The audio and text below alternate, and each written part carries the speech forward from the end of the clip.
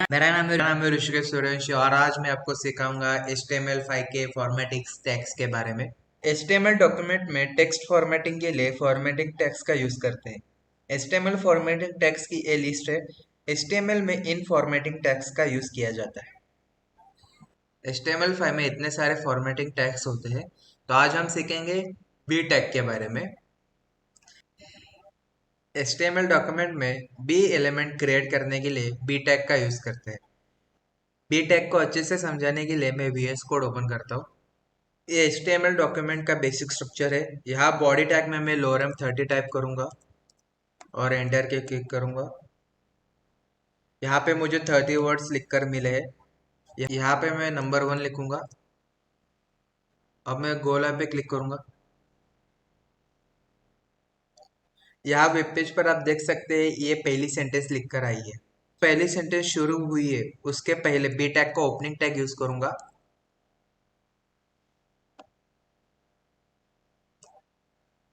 और जहाँ पे ये सेंटेंस खत्म हुई है वहां बी टैग का क्लोजिंग टैग यूज करूंगा। अब मैं ब्राउजर पे जाऊंगा।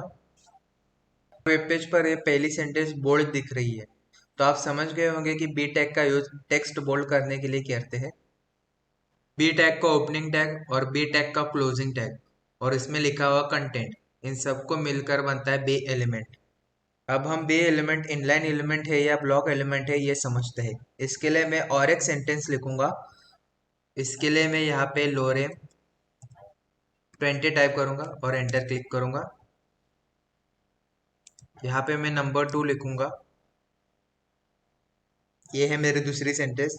यहाँ पे मैं बी टैग का ओपनिंग टैग लिखूंगा और जहाँ पे भी मेरी दूसरी सेंटेंस खत्म हुई है वहाँ बी टैग का क्लोजिंग टैग लिखूंगा।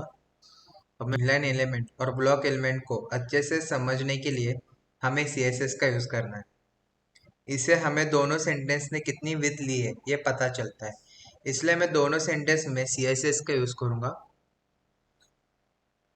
अब मैं बी टैग में स्टाइल एट्रीब्यूट का यूज करूंगा। Style is equal to double quote में बॉर्डर 2 पिक्सल सॉलिड रेड। अब मैं यही CSS कॉपी करूंगा और दूसरी सेंटेंस के बी टैग में पेस्ट करूंगा। अब मैं यहाँ ब्राउजर पे जाऊंगा। यहाँ वेब पेज पर आप देख सकते हैं ये जो पहली सेंटेंस है उसी लाइन पर दूसरी सेंटेंस लिख कर आई है और दोनों सेंटेंस के टॉप और बॉटम मार्जिन नहीं है और दोनों ने बाय डिफॉल्ट जितनी जरूरत है उतनी ही विड्थ ली है। इससे हमें पता चलता है कि बी एलिमेंट है इनलाइन एलिमेंट है। अब मुझे वेब पेज पे एक पैराग्राफ लिखकर चाहिए। अब मैं VS कोड में जाता हूँ। अब पैराग्राफ के लिए मैं यहाँ पे लोरेम 60 टाइप करूंगा और एंटर क्लिक करूंगा। अब मैं पैराग्राफ में पी टैग का ओपनिंग टैग और पी टैग का क्लोजिंग टैग यूज करूंगा। अब मैं ब्राउजर पे जाऊंगा। वेब पेज पर ये पैराग्राफ लिख कर आया है। अब मैं चाहता हूँ कि इस पैराग्राफ में ये जो लोरेम शब्द है वो वेब पेज पर बोल्ड दिखे। इसलिए मैं VS कोड में जाऊंगा। यहाँ पे जो लोरेम शब्द है उसके पहले बी टैग का ओपनिंग टैग यूज करूंगा और लोरेम शब्द के बाद बी टैग का क्लोजिंग टैग यूज करूंगा। अब मैं ब्राउजर पे जाऊंगा। यहाँ वेब पेज पर आप देख सकते हैं इस पैराग्राफ में ये जो लोरेम शब्द है वो बोल्ड दिख रहा है। तो जब भी हमें वेब पेज पर कुछ शब्द या सेंटेंस बोल्ड दिखाने होंगे तब हम बी टैग का यूज करेंगे। बी टैग में लिखा हुआ कंटेंट सिर्फ बोल्ड दिखता है। बी टैग में लिखे हुए कंटेंट को ब्राउजर इंपॉर्टेंट कंटेंट नहीं समझता और टेक्स्ट को बोल्ड करने के लिए हम CSS का भी यूज कर सकते हैं। इसलिए बी टैग का यूज करना एक गुड प्रैक्टिस नहीं है। बी टैग का यूज करने से अच्छा स्ट्रॉन्ग टैग का यूज करना फायदेमंद होता है। तो स्ट्रॉन्ग टैग की जानकारी मैं आने वाली वीडियो में दूंगा। मैं आशा करता हूँ बी टैग आपको अच्छे से समझ में आया होगा। आज मैं आपको सिखाऊंगा HTML5 स्ट्रॉन्ग टैग के बारे में। HTML डॉक्यूमेंट में टेक्स्ट फॉर्मेटिंग के लिए फॉर्मेटिंग टैग्स का यूज करते हैं। HTML फॉर्मेटिंग टैग्स की ये लिस्ट है। HTML में इन फॉर्मेटिंग टैग्स का यूज किया जाता है। HTML डॉक्यूमेंट में स्ट्रॉन्ग एलिमेंट क्रिएट करने के लिए स्ट्रॉन्ग टैग का यूज करते हैं। स्ट्रॉन्ग टैग को अच्छे से समझाने के लिए मैं VS कोड में जाऊंगा। यहाँ बॉडी टैग में मैं लोरेम 30 टाइप करूंगा और एंटर क्लिक करूंगा। यहाँ पे मैं नंबर 1 लिखूंगा। अब मैं गो लैब पे क्लिक करूंगा। यहाँ वेब पेज पर आप देख सकते हैं ये पहली सेंटेंस लिख कर आई है। अब मैं VS कोड में जाऊंगा। अब मैं पहली सेंटेंस शुरू हुई है उससे पहले स्ट्रॉन्ग टैग का ओपनिंग टैग लिखूंगा, और जहां पर ये सेंटेंस खत्म हुई है वहाँ स्ट्रॉन्ग टैग का क्लोजिंग टैग लिखूंगा। अब मैं ब्राउजर पे जाऊंगा। यहाँ वेब पेज पर ये पहली सेंटेंस बोल्ड दिख रही है, तो आप समझ गए होंगे स्ट्रॉन्ग टैग का यूज टेक्स्ट बोल्ड करने के लिए करते हैं। स्ट्रॉन्ग टैग में लिखा हुआ कंटेंट बोल्ड तो दिखता ही है, उसके साथ वो कंटेंट स्ट्रॉन्ग इंपॉर्टेंस डिफाइन करता है। स्ट्रॉन्ग टैग एक सेमेंटिक मार्कअप है। अपने वेब पेज पर लिखे हुए इंपॉर्टेंट कंटेंट को डिस्प्ले करने के लिए स्ट्रॉन्ग टैग का यूज करते हैं। बी टैग की तरह स्ट्रॉन्ग टैग भी एक इनलाइन एलिमेंट है। अब मुझे वेब पेज पर एक पैराग्राफ लिखकर चाहिए, तो मैं यहाँ लोरेम 50 टाइप करूंगा और एंटर क्लिक करूंगा। मैं इस पैराग्राफ में पी टैग का यूज करूंगा। अब मैं ब्राउजर पे जाऊंगा। यहाँ वेब पेज पे ये पैराग्राफ लिख कर आया है। समझो इस पैराग्राफ में ये जो लोरेम शब्द है, ये शब्द स्ट्रॉन्ग इंपॉर्टेंस डिफाइन करता है, इसलिए मैं लोरेम इस शब्द की इंपॉर्टेंस वेब पेज पर दिखाना चाहता हूँ। इसलिए मैं लोरेम शब्द से पहले स्ट्रॉन्ग टैग का ओपनिंग टैग लिखूंगा,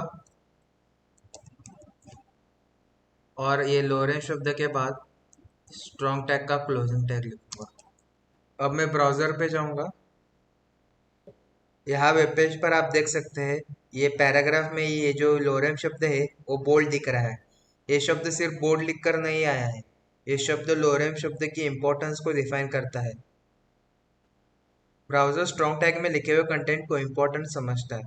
हम जब बोल्ड टैग का यूज करते हैं तो हमें वेब पेज पर टेक्स्ट बोल्ड लिखकर मिलता है, लेकिन जब हम स्ट्रॉन्ग टैग का यूज करते हैं तो टेक्स्ट तो बोल्ड दिखता ही है, उसके साथ स्ट्रॉन्ग टैग में लिखे हुए कंटेंट को ब्राउजर इंपॉर्टेंट समझता है। इसलिए स्ट्रॉन्ग टैग का यूज करना एक गुड प्रैक्टिस है। ये एसईओ के पॉइंट ऑफ व्यू से ये जरूरी है। मैं आशा करता हूँ कि आपको HTML5 में स्ट्रॉन्ग टैग का यूज कैसे करते हो समझ में आया होगा।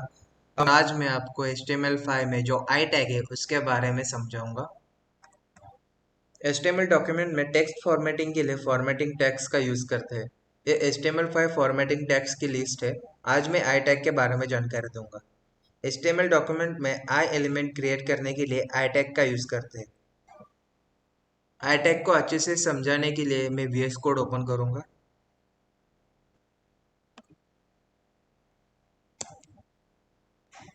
आई टैग एक पेयर टैग है, इसलिए जब भी हम आई टैग का यूज करेंगे तब हम आई टैग का क्लोजिंग टैग यूज करेंगे ही करेंगे। तो मैं यहाँ पे एक सेंटेंस लिखूंगा जहाँ पे मैं लोरेम 10 टाइप करूंगा, और ये है मेरा आई टैग का ओपनिंग टैग और ये है मेरा आई टैग का क्लोजिंग टैग। अब मैं गो लाइव पे क्लिक करूंगा। यहाँ वेब पेज पर आप देख सकते हैं आई टैग में लिखा हुआ कंटेंट इटैलिक दिख रहा है। तो आप समझ गए होंगे कि आई टैग का यूज टेक्स्ट इटैलिक करने के लिए करते हैं। हमें सिर्फ वेबसाइट बनानी नहीं है, हमें ऐसी वेबसाइट बनानी है जो गूगल पर रैंक करे या कोई भी सर्च इंजन पे रैंक करे। एज ए डेवलपर आपको पता होना चाहिए कि कौन सा टैग एसईओ के पॉइंट ऑफ व्यू से इम्पोर्टेंट है, तभी आप एसईओ फ्रेंडली वेबसाइट डेवलप कर सकते हैं। CSS का यूज करके भी हम टेक्स्ट इटैलिक कर सकते हैं। आई टैग में लिखा हुआ कंटेंट बाकी कंटेंट से अलग दिखेगा। आई टैग का यूज करके हम सिर्फ टेक्स्ट इटैलिक कर सकते हैं, इससे कुछ खास फर्क नहीं पड़ेगा। ब्राउजर आई टैग में लिखे हुए कंटेंट को इम्पोर्टेंट कंटेंट नहीं समझता, इसलिए एसईओ के पॉइंट ऑफ व्यू से आई टैग का यूज करना एक गुड प्रैक्टिस बिल्कुल भी नहीं है। आई टैग का यूज करने से अच्छा हमें एम्फसिस यानी कि EM टैग का यूज करना चाहिए, ये एक गुड प्रैक्टिस है। तो आपको समझ में आया होगा कि आई टैग का यूज करके हम टेक्स्ट इटैलिक कर सकते हैं। आई टैग एक पेयर टैग है और आई एलिमेंट ये इनलाइन एलिमेंट है। तो मैं आशा करता हूँ आई टैग आपको अच्छे से समझ में आया होगा।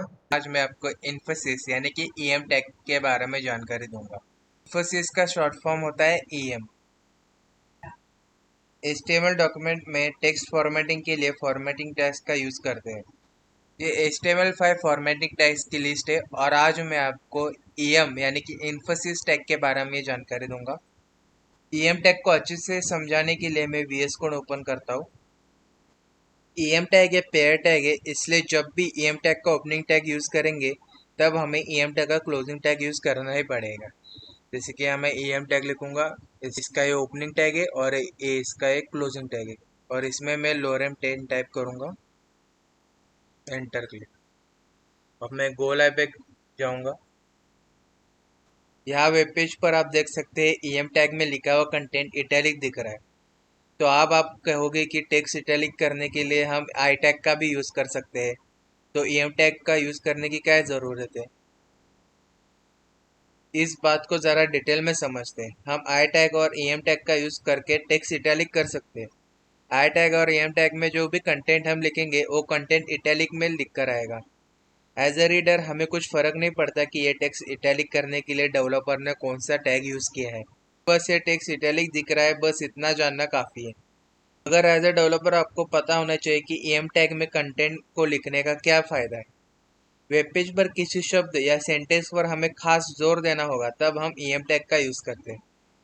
EM टैग में लिखे हुए कंटेंट को ब्राउजर इंपॉर्टेंट समझता है। EM टैग का यूज इंफोसिस टेक्स्ट डिफाइन करने के लिए करते हैं। EM टैग में लिखे हुए कंटेंट को रीड करते समय स्क्रीन रीडर EM टैग में लिखे हुए कंटेंट पर जोर देता है। इसके लिए स्क्रीन रीडर वर्बल स्ट्रेस का यूज करता है। EM टैग में लिखा हुआ कंटेंट वेब पेज पर लिखे हुए बाकी कंटेंट से अलग दिखता है, टेक्स्ट इटैलिक दिखता है। EM टैग में लिखा हुआ कंटेंट वेब पेज पर लिखे हुए बाकी कंटेंट से अलग दिखता है, और ब्राउजर उस कंटेंट को इम्पोर्टेंट कंटेंट समझता है और वो कंटेंट इटैलिक में दिखता है। आशा करता हूँ कि आपको इंफोसिस यानी कि EM टैग अच्छे से समझ में आया होगा। आज हम सीखेंगे HTML5 डिलीट टैग के बारे में। HTML डॉक्यूमेंट में टेक्स्ट फॉर्मेटिंग के लिए फॉर्मेटिंग टैग्स का यूज करते हैं। ये HTML5 फॉर्मेटिंग टैग्स की लिस्ट है। आज मैं डिलीट टैग के बारे में जानकारी दूंगा। HTML डॉक्यूमेंट में डिलीट एलिमेंट क्रिएट करने के लिए डिलीट टैग का यूज करते हैं। डिलीट टैग ये पेयर टैग है, इसलिए जब भी हम डिलीट टैग का ओपनिंग टैग यूज करेंगे तब हमें डिलीट टैग का क्लोजिंग टैग भी यूज करना पड़ेगा। डिलीट एलिमेंट ये इनलाइन एलिमेंट है। डिलीट टैग के बारे में अधिक जानकारी देने के लिए मैं VS कोड में जाऊंगा। अब इस बॉडी टैग के अंदर मैं डिलीट टैग का यूज करूंगा। ये डिलीट टैग का ओपनिंग टैग है और ये डिलीट टैग का क्लोजिंग टैग है। इसके अंदर मैं लोरेम 10 टाइप करूंगा और एंटर क्लिक करूंगा। अब मैं गो लाइव पे क्लिक करूंगा। यहाँ पे ब्राउजर पे आप देख सकते हैं जो भी टेक्स्ट है उसके ऊपर एक लाइन आ गई है। डिलीट टैग का यूज क्यों करते हैं ये मैं आपको डिटेल में समझाता हूँ। समझो मैंने एक इन्फॉर्मेशन वेब पेज पर देखा है और कुछ साल बाद मुझे उस इन्फॉर्मेशन को डिलीट करना है, तो मैं उस इन्फॉर्मेशन को वहां से हटा सकता हूँ, लेकिन वो इन्फॉर्मेशन अब तक कितने सारे लोगों ने देखी होगी और वो लोग फिर से मेरे वेब पेज पर आके इन्फॉर्मेशन रीड करेंगे तो कंफ्यूज होंगे। वो सोचेंगे यहाँ तो पहले कुछ और ही लिखा हुआ था, अभी कुछ और लिखा हुआ है। ये कंफ्यूजन ना हो इसलिए हम वो पहले लिखी हुई इन्फॉर्मेशन को वहां से नहीं हटाएंगे, बस उस इन्फॉर्मेशन के ऊपर एक लाइन आएगी, इससे रीडर को पता चलेगा कि पहले इन्फॉर्मेशन यहाँ थी, अब इसमें कुछ चेंजेस किए गए हैं, अब ये इम्पोर्टेंट इन्फॉर्मेशन नहीं है। डिलीट टैग में दो खास एट्रीब्यूट्स का यूज किया जाता है। एक है साइट एट्रीब्यूट और दूसरा है डेट टाइम। साइट एट्रीब्यूट का यूज डॉक्यूमेंट का URL स्पेसिफाई करने के लिए करते हैं, या फिर साइट एट्रीब्यूट में मैसेज लिखकर हम HTML डॉक्यूमेंट में जो टेक्स्ट का पोर्शन हमने डिलीट किया है उसका रीजन डिनोट करते हैं। HTML डॉक्यूमेंट में हमने जिस दिन या जिस वक्त डॉक्यूमेंट का कुछ पोर्शन डिलीट किया है ये नोट करने के लिए हम डेट टाइम एट्रीब्यूट का यूज करते हैं। मैं पैराग्राफ में डिलीट टैग का यूज करके दिखाऊंगा। इसके लिए मैं ये कट करूंगा। यहाँ पे ये पे टैग का ओपनिंग टैग और ये पे टैग का क्लोजिंग टैग है, उसमें मैं लोरेम 50 टाइप करूंगा और इंटर क्लिक करूंगा। अब मैं ब्राउजर पे जाऊंगा, यहाँ पे मुझे मेरा पैराग्राफ दिख रहा है। समझो ये पैराग्राफ मेरे वेब पेज पर कुछ साल से है। अब मुझे इस पैराग्राफ में ये जो लोरेम शब्द है ये वेब पेज पर दिखाना नहीं है। अगर मैं इस शब्द को डायरेक्ट डिलीट करूंगा तो ये शब्द तो वेबसाइट से हट जाएगा, लेकिन इतने साल से जो रीडर ये पैराग्राफ पढ़ रहे हैं वो जब वेब पेज पर इस पैराग्राफ को पढ़ेंगे तो कंफ्यूज हो जाएंगे। ऐसा ना हो इसलिए डिलीट टैग का यूज करते हैं, जिससे लॉरेंस शब्द वेब पेज पर लिख कर आएगा और उस शब्द के ऊपर एक लाइन होगी। ये लाइन देखकर रीडर समझ जाएगा कि ये शब्द पहले इधर था लेकिन इस शब्द को यहाँ से हटा दिया है। तो यहाँ पे मैं लोरेंस शब्द के पहले डिलीट टैग का ओपनिंग टैग यूज करूंगा और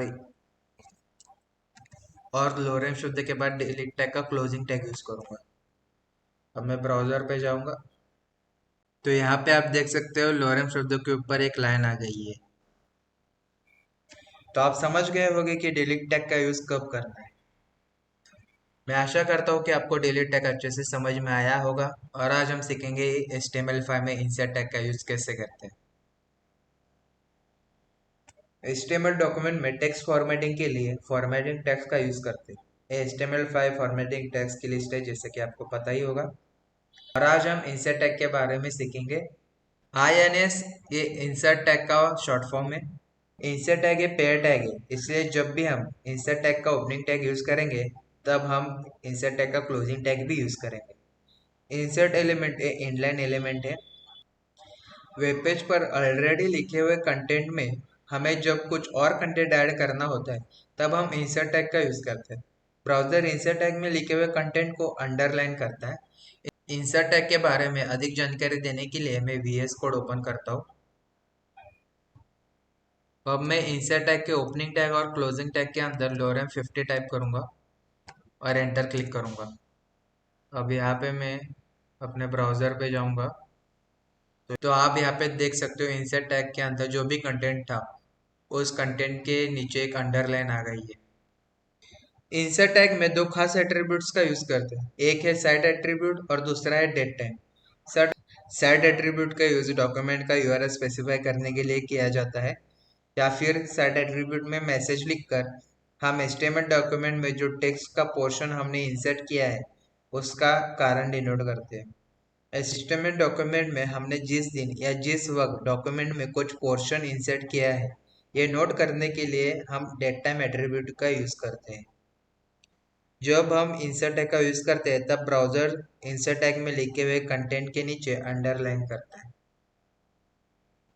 अभी मैं एक एग्जांपल लेता हूँ जहाँ पे मैं एक पैराग्राफ लिखूंगा। यहाँ पे मैं पी टैग के अंदर लोरेम 50 टाइप करूंगा और एंटर क्लिक करूंगा। समझो मुझे लोरेम शब्द के बाद और एक शब्द ऐड करना है, इसके लिए मैं इंसर्ट टैग का यूज करूंगा और इसके अंदर समझो मैं लिखता हूँ मुंबई। अब मैं ब्राउजर पे जाऊंगा तो यहाँ वेब पेज पर आप देख सकते हो कि मुंबई ये वर्ड के नीचे एक अंडरलाइन आ गई है। तो आप समझ गए होंगे कि पहले से लिखे हुए कंटेंट में अगर हमको कोई वर्ड या फिर सेंटेंस ऐड करना होता है तब हम इंसर्ट टैग का यूज कर सकते हैं। आशा करता हूँ कि आपको इंसर्ट टैग अच्छे से समझ में आया होगा। मैं आपको HTML5 में जो स्मॉल टैग यूज होता है उसके बारे में जानकारी दूंगा। जैसे कि आप जानते हैं HTML डॉक्यूमेंट में टेक्स्ट फॉर्मेटिंग के लिए फॉर्मेटिंग टैग्स का यूज करते हैं। ये HTML5 फॉर्मेटिंग टैग्स की लिस्ट है। आज मैं स्मॉल टैग के बारे में जानकारी दूंगा। स्मॉल टैग को डिटेल में समझने के लिए मैं VS कोड में जाऊंगा।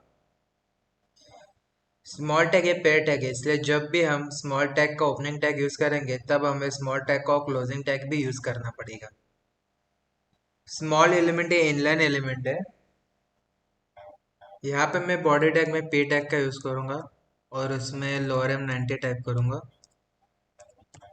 और एंटर क्लिक करूंगा। अभी मैं गो लाइव पे जाऊंगा तो यहाँ पे आप वेब पेज पर देख सकते हो, यहाँ पे मेरा पैराग्राफ लिख कर आ गया है। सो समझो ये जो पैराग्राफ है इसमें जो ये लोरेम शब्द है वो मुझे स्मॉल फॉन्ट में लिख कर चाहिए, इसके लिए मैं स्मॉल टैग का यूज करूंगा। अभी मैं VS कोड में जाऊंगा। यहाँ पे लोरेम शब्द से पहले स्मॉल टैग का ओपनिंग टैग यूज करूंगा और ये लोरेम शब्द के बाद स्मॉल टैग का क्लोजिंग टैग यूज करूंगा। अभी मैं ब्राउजर पे जाऊंगा। यहाँ पे आप देख सकते हो ये जो लोरेम वर्ड है इसकी फॉन्ट साइज कम हो गई है। कॉपीराइट या साइड कमेंट्स लिखने के लिए भी स्मॉल टैग का यूज करते हैं। टेक्स्ट का साइज स्मॉल करने के लिए हम CSS का भी यूज कर सकते हैं। तो आपको समझ में आया होगा कि स्मॉल टैग एक पेयर टैग है, स्मॉल एलिमेंट एक इनलाइन एलिमेंट है और स्मॉल टैग के अंदर जो भी हम सेंटेंस या फिर वर्ड लिखते हैं उसकी फॉन्ट साइज स्मॉल हो जाती है। तो मैं आशा करता हूँ कि आपको स्मॉल टैग अच्छे से समझ में आया होगा। और आज मैं आपको HTML5 में जो सब टैग है उसके बारे में जानकारी दूंगा। जैसे कि आपको पता ही है, HTML डॉक्यूमेंट में टेक्स्ट फॉर्मेटिंग के लिए फॉर्मेटिंग टैग्स का यूज करते हैं। ये HTML5 फॉर्मेटिंग टैग्स की लिस्ट है। आज मैं आपको सब टैग के बारे में जानकारी दूंगा। HTML डॉक्यूमेंट में सबस्क्रिप्ट टेक्स्ट ऐड करने के लिए सब टैग का यूज करते हैं। सब ए सबस्क्रिप्ट का शॉर्ट फॉर्म है। सब टैग को अच्छे से समझाने के लिए मैं VS कोड में जाऊंगा। केमिकल फॉर्मूला लिखने के लिए सब टैग का यूज करते हैं। समझो मुझे वेब पेज पर H2O ये फॉर्मूला लिखकर चाहिए, तो मैं क्या करूंगा, यहाँ बॉडी टैग में H2O लिखूंगा। अभी मैं गो लाइव पे जाऊंगा। यहाँ वेब पेज पर आप देख सकते हैं H2O नॉर्मल लिखकर आया है। H2O लिखने का यह सही तरीका नहीं है। हम जब भी H2O लिखते हैं तो हाफ टू H और O से नीचे लिखते हैं। तो अब मैं VS कोड में जाऊंगा। हाफ टू नीचे लिखकर आने के लिए मैं सब टैग का यूज करूंगा। सब टैग है पेयर टैग है, इसलिए जब भी हम सब टैग को ओपनिंग टैग यूज करेंगे तब हम सब टैग का क्लोजिंग टैग भी यूज करेंगे। अभी मैं टू के पहले सब टैग को ओपनिंग टैग लिखूंगा और यहाँ टू के बाद सब टैग का क्लोजिंग टैग यूज करूंगा। अब मैं ब्राउजर पे जाऊंगा। यहाँ वेब पेज पर आप देख सकते हो कि हाफ टू H और O से नीचे लिखकर आया है और टू स्मॉलर साइज में दिख रहा है।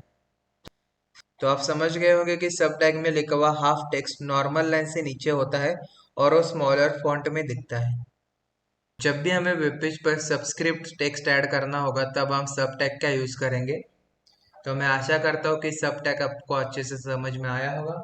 आज मैं आपको HTML5 में जो सब टैग यूज होता है उसके बारे में जानकारी दूंगा। HTML में सब टैग मतलब सबस्क्रिप्ट टैग होता है। सब ये सबस्क्रिप्ट टैग का शॉर्ट फॉर्म है। ये HTML5 फॉर्मेटिंग टैग्स की लिस्ट है। टेक्स्ट फॉर्मेटिंग के लिए सब टैग का यूज किया जाता है। सब टैग के बारे में अधिक जानकारी देने के लिए मैं VS कोड में जाऊंगा। सब टैग है पेयर टैग है, इसलिए जब भी हम सब टैग का ओपनिंग टैग लिखेंगे तब हम सब टैग का क्लोजिंग टैग भी लिखेंगे। सब ए इनलाइन एलिमेंट है। समझो मुझे वेब पेज पर ऑर्डिनरी नंबर लिख के चाहिए, तो मैं क्या करूंगा, यहाँ पे P टैग लिखूंगा और P टैग के अंदर फर्स्ट लिखूंगा। अब मैं गोला पे क्लिक करूंगा। यहाँ वेब पेज पर फर्स्ट है लिखकर आया है। जैसे कि आपको पता है कि ऑर्डिनरी नंबर में जो ST लिखा हुआ आता है वो 1 के ऊपर लिखा हुआ आता है।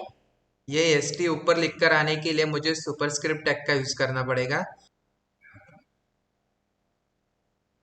अब मैं जो ये ST है उसके पहले सब टैग का ओपनिंग टैग लिखूंगा और जहाँ पे मेरा ST खत्म हुआ है वहाँ सब टैग का क्लोजिंग टैग यूज करूंगा। अब मैं ब्राउजर पे जाऊंगा।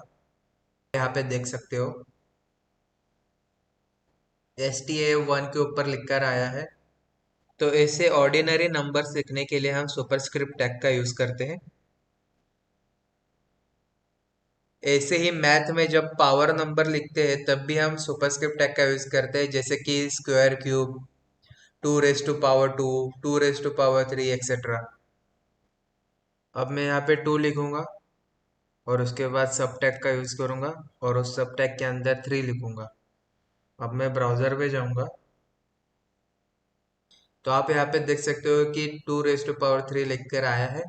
ये जो 3 है वो 2 के ऊपर लिख कर आया है। जब भी हमें वेब पेज पर सुपरस्क्रिप्ट टेक्स्ट या फिर नंबर लिखकर चाहिए होगा तब हम सुपरस्क्रिप्ट टैग का यूज करेंगे, यानी कि सब टैग का यूज करेंगे। तो आप समझ गए होंगे कि सुपरस्क्रिप्ट टैग ये पेयर टैग है और एक इनलाइन एलिमेंट है।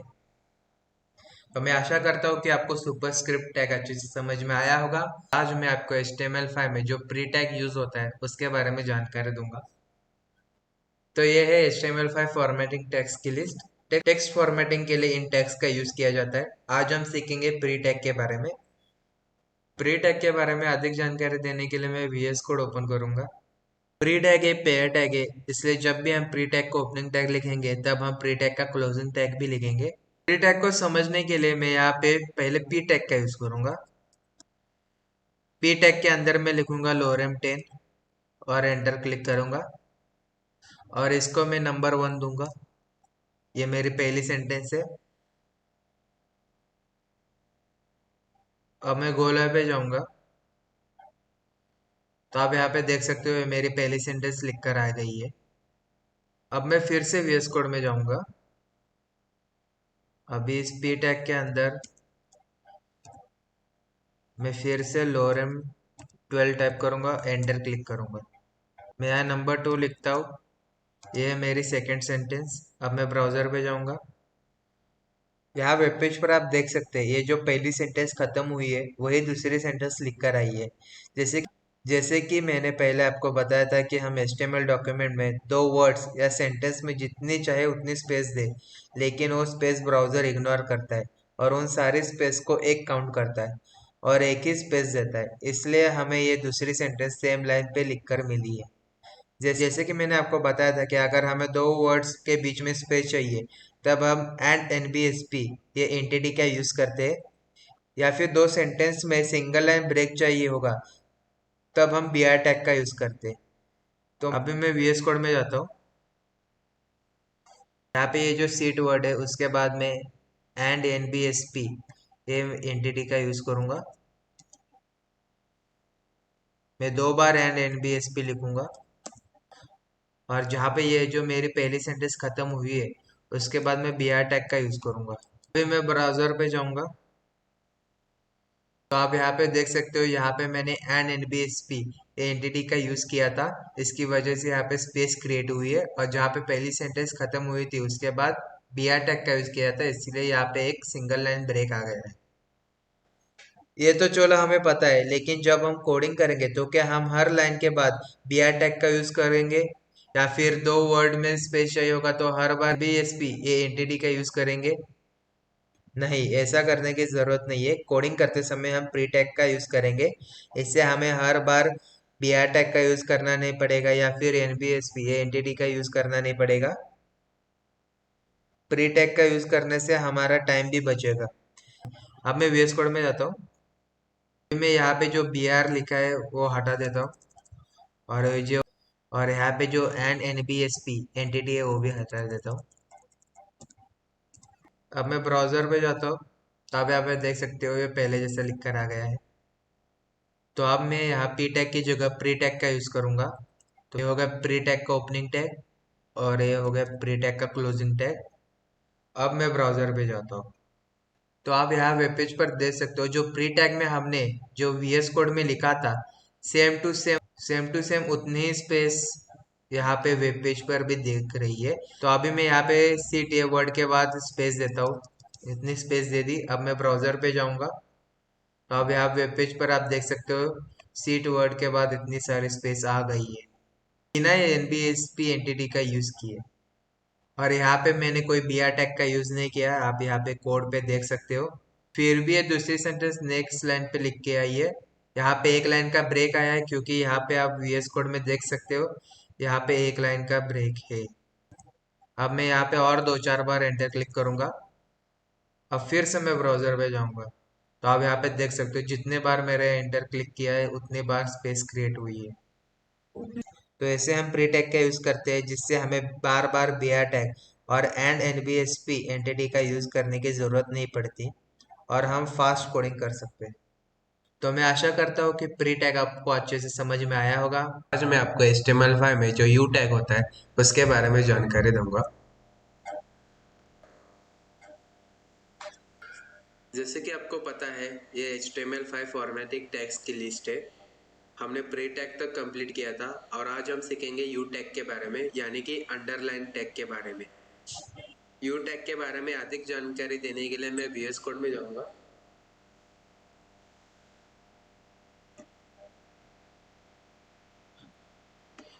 तो ये है HTML5 का बेसिक स्ट्रक्चर। तो यहाँ पे मैं पी टैग का यूज करूंगा। यहाँ पे मैं पी टैग का यूज करूंगा, और इसमें मैं लोरेम 100 लिखूंगा और एंटर क्लिक करूंगा। तो यहाँ पे मुझे पैराग्राफ लिखकर मिला है। अब मैं गो लाइव पे क्लिक करूंगा, तो यहाँ वेब पेज पर आप देख सकते हो मुझे पैराग्राफ लिखकर मिल गया है। अब मैं VS कोड में जाऊंगा। अभी आज हम यू टैग के बारे में सीखेंगे, तो अब हम क्या करेंगे, यहाँ पे जो लोरे में जो वर्ड है उसके पहले मैं यू टैग का ओपनिंग टैग यूज करूंगा, और जहाँ पे जो लोरेम शब्द खत्म होता है वहां पे मैं यू टैग का क्लोजिंग टैग यूज करूंगा। अब मैं ब्राउजर पे जाऊंगा तो आप थोड़ा इसको जूम करता हूँ मैं, तो आप यहाँ पे वेब पेज पर देख सकते हो, यहाँ पे ये जो लोरेम वर्ड है उसके नीचे एक अंडरलाइन लिख कर आ गई है। ब्राउजर पर आप देख सकते हो यू टैग में लिखे हुए कंटेंट के नीचे अंडरलाइन दिख रही है। अब आप कहोगे कि इंसर्ट टैग में लिखा हुआ कंटेंट भी अंडरलाइन करके मिलता है, तो हमें यू टैग का यूज करने की क्या जरूरत है? तो एक जरूरी इंफॉर्मेशन मैं आपको बताता हूँ, जरा ध्यान से सुनना। मुझे वेब पेज पर कुछ वर्ड्स या सेंटेंस के नीचे अंडरलाइन दिखानी होगी तब मैं यू टैग का यूज करूंगा, और जब मुझे अपने वेब पेज पर पहले लिखे हुए कंटेंट को डिलीट करके कुछ नया कंटेंट लिखना होगा तब मैं इंसर्ट टैग का यूज करूंगा। डिलीट टैग और इंसर्ट टैग ये दोनों एक साथ यूज किए जाते हैं, और अंडरलाइन टैग है कोई भी शब्द या फिर सेंटेंस अंडरलाइन करने के लिए यूज किया जाता है। जैसे कि आपको पता ही है कि हमें डिलीट और इंसर्ट टैग का यूज क्यों करना चाहिए, फिर भी मैं एक बार आपको याद दिलाता हूँ। लाइक समझो मैंने एक इंफॉर्मेशन वेब पेज पर दिखाई और उस इंफॉर्मेशन में मुझे कुछ चेंजेस करना होगा, तो मैं वो इंफॉर्मेशन वहां से डायरेक्ट हटा सकता हूँ और वहां पर दूसरी भी इंफॉर्मेशन लिख सकता हूँ। अब मैं वीएस कोड में जाता हूँ। अभी मैं यहाँ पे ये जो यू टैग है वो हटा देता हूँ।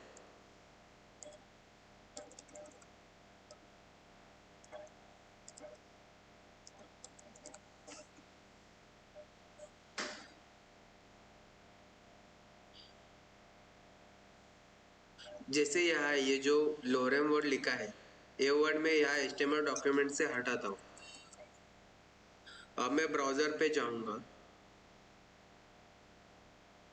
यहाँ वेब पेज पर आप देख सकते हो यहाँ लोरेम वर्ड हट गया है, लेकिन समझो मेरे वेब पेज पर ये जो लोरेम वर्ड है आज तक कितने लोगों ने देखा होगा। अब वो फिर से वो लोग मेरे वेब पेज पर आएंगे और यहाँ वेब पेज पर ये जो लोरेम वर्ड है वो नहीं देखेंगे, तो वो कंफ्यूज हो जाएंगे। ऐसा ना हो इसलिए डिलीट और इंसर्ट टैग इन दोनों का यूज किया जाता है। तो अब मैं क्या करूँगा, वीएस कोड में जाऊंगा। अब मैं यहाँ पी टैग में मुंबई वर्ड लिखूंगा। अब मैं ब्राउजर पे जाऊंगा तो आप यहाँ पे देख सकते हो मुंबई वर्ड लिख कर आ गया है। अब मैं फिर से वीएस कोड में जाऊंगा। अब मुझे मुंबई ये शब्द है इसे मुझे डिलीट करना है और मुझे यहाँ पुणे ये शब्द लिखना है, तो मैं क्या करूंगा, मुंबई शब्द से पहले डिलीट टैग को ओपनिंग टैग यूज करूंगा और मुंबई शब्द के बाद डिलीट टैग का क्लोजिंग टैग यूज करूंगा। अब मैं ब्राउजर पे जाऊंगा। यहाँ वेब पेज पर आप देख सकते हो मुंबई शब्द पर लाइन दिख रही है। अब मैं वीएस कोड में जाऊंगा। अब मैं यहाँ इंसर्ट टैग के अंदर पुणे वर्ड लिखूंगा।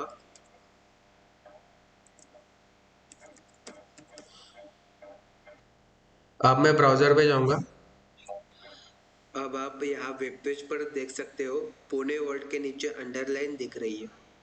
डिलीट टैग में लिखे हुए कंटेंट पर लाइन दिखती है और इंसर्ट टैग में लिखे हुए कंटेंट के नीचे अंडरलाइन दिखती है। जब ऐसा कभी आप वेब पेज पर देखोगे तो आप समझ जाओगे कि यहाँ डिलीट टैग और इंसर्ट टैग का यूज किया गया है। अब मैं अंडरलाइन टैग का यूज करता हूँ।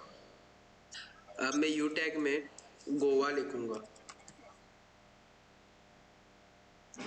अब मैं वेब पेज पर जाऊंगा तो आप यहाँ पर देख सकते हो गोवा ये जो वर्ड है उसके नीचे अंडरलाइन लिख कर आ गई है। जब भी डिलीट टैग के बाजू में कोई भी वर्ड या फिर सेंटेंस के नीचे अंडरलाइन का यूज होता है तब आप समझ जाना कि उसमें इंसर्ट टैग का यूज किया गया है। और किसी नॉर्मल वर्ड या सेंटेंस के नीचे अंडरलाइन दिख गई तो आप समझ जाना कि उसमें यू टैग का यूज किया गया है। तो मैं आशा करता हूँ कि आपको यू टैग अच्छे से समझ में आया होगा और यू टैग और इंसर्ट टैग में क्या डिफरेंस है ये भी आपको समझ में आया होगा। और आज मैं आपको HTML5 में जो मार्क टैग का यूज होता है उसके बारे में जानकारी दूंगा।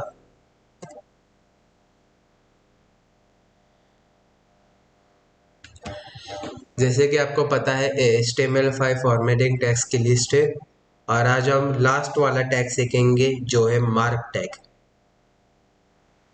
तो मार्क टैग के बारे में अधिक जानकारी देने के लिए मैं वीएस कोड में जाऊंगा। मार्क टैग एक पेयर टैग है, इसका मतलब जब भी हम मार्क टैग का ओपनिंग टैग यूज करेंगे तब हम मार्क टैग का क्लोजिंग टैग भी यूज करेंगे। मार्क एलिमेंट एक इनलाइन एलिमेंट है। तो मार्क टैग आखिर है क्या? हम बुक में या नोटबुक में कुछ कंटेंट को हाईलाइट करने के लिए हाइलाइटर का यूज करते हैं। वैसे ही जब हमें वेब पेज पर कुछ वर्ड्स या सेंटेंस मार्क करनी होती है या फिर हाईलाइट करनी होती है तब हम मार्क टैग का यूज करते हैं। अब मैं यहाँ पी टैग के अंदर लोरेम 100 लिखूंगा और एंटर क्लिक करूंगा। अब मैं वेब पेज पर जाऊंगा तो आप यहाँ पे वेब पेज पर देख सकते हो ये मेरा पैराग्राफ लिख कर आ गया है। अब समझो ये जो पहली सेंटेंस है उसे मुझे हाईलाइट करना है, तो मैं क्या करूंगा, मार्क टैग का यूज करूंगा। तो मार्क टैग के अंदर जो भी आपको हाईलाइट करना होता है अपना कंटेंट आप डाल सकते हो। अब मैं ब्राउजर में जाऊंगा, इसको थोड़ा जूम करता हूँ। तो आप यहाँ वेब पेज पर देख सकते हो मार्क टैग में लिखे हुए कंटेंट का बैकग्राउंड येलो दिख रहा है। कंटेंट को हाईलाइट करने के लिए मार्क टैग का यूज किया जाता है। वेब पेज पर कभी हमें वर्ड या फिर सेंटेंस को हाईलाइट करना होगा तब हम मार्क टैग का यूज करेंगे। तो मैं आशा करता हूँ कि आपको मार्क टैग अच्छे से समझ में आया होगा। अब यहाँ पे हमारी फॉर्मेटिंग टैग्स की लिस्ट खत्म हो चुकी है। अब मैं आने वाली वीडियो में HTML5 में जो और भी टैग्स है उसके बारे में जानकारी दूंगा। आज मैं आपको इमेज टैग के बारे में जानकारी दूंगा। इमेज टैग के बारे में अधिक जानकारी देने के लिए मैं VS कोड में जाऊंगा।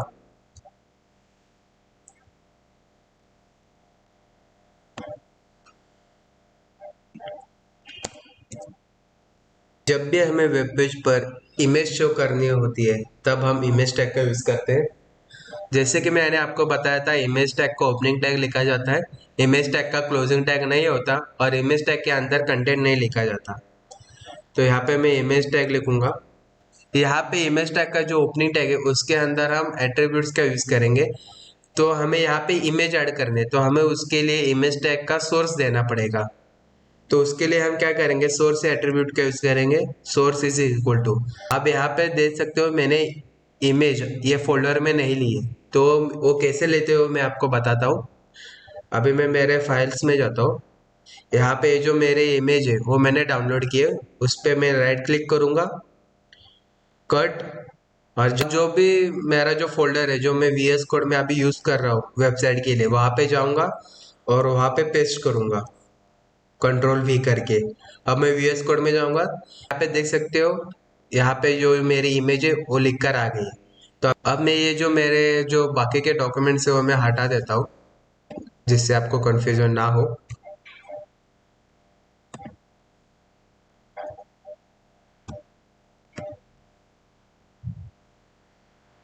तो आप यहाँ पे देख सकते हो ये मेरी इमेज है।